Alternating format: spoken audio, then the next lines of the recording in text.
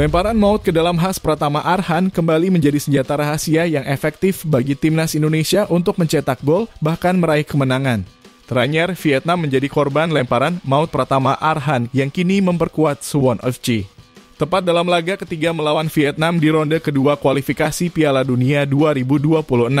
Pratama Arhan yang baru masuk di babak kedua sukses menjadi aktor penting terciptanya gol Garuda. Bermain di Stadion Gelora Bung Karno Kamis 21 Maret 2024, lemparan jarak jauh Pratama Arhan seakan menyihir semua orang. Bagaimana tidak, lemparan maut Pratama Arhan menjadi awal dari kekacauan lini belakang Vietnam. Sebelum akhirnya Egy Maulana Fikri mampu memanfaatkan situasi tersebut untuk mencetak gol pemecah kebuntuan. Tepat pada menit 52, gol Egy Maulana Fikri membawa timnas Indonesia memimpin atas Vietnam. Gol Egy Maulana akhirnya menjadi pembeda hasil laga timnas Indonesia versus Vietnam. Gol pemain Dewa United itu turut memastikan timnas Indonesia mendapat 3 poin penuh perdana. Kemenangan melawan Vietnam membuat Garuda beranjak dari dasar klasemen naik ke urutan kedua. Dengan raihan 4 poin, asa timnas Indonesia untuk bisa lolos ke fase berikutnya kembali terbuka. Sorotan menarik jelas tertuju pada aksi dan kualitas elit dari seorang Pratama Arhan.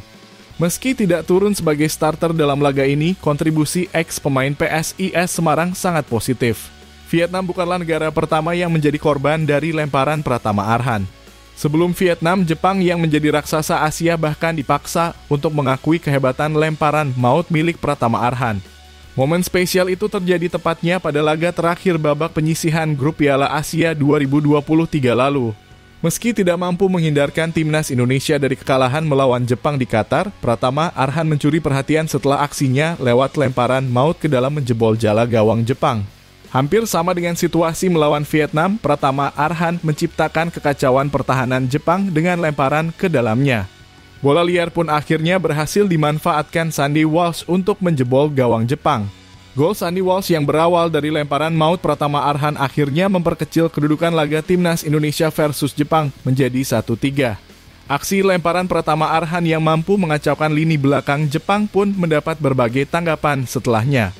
Dan kini hal sama terjadi setelah Pratama Arhan melakukan hal identik namun menghadapi lawan berbeda yakni Vietnam. Pratama Arhan hampir saja mencetak 2 assist jika Egy Maulana mampu mengonversikan peluang emasnya menjadi gol pada menit terakhir dalam laga ini.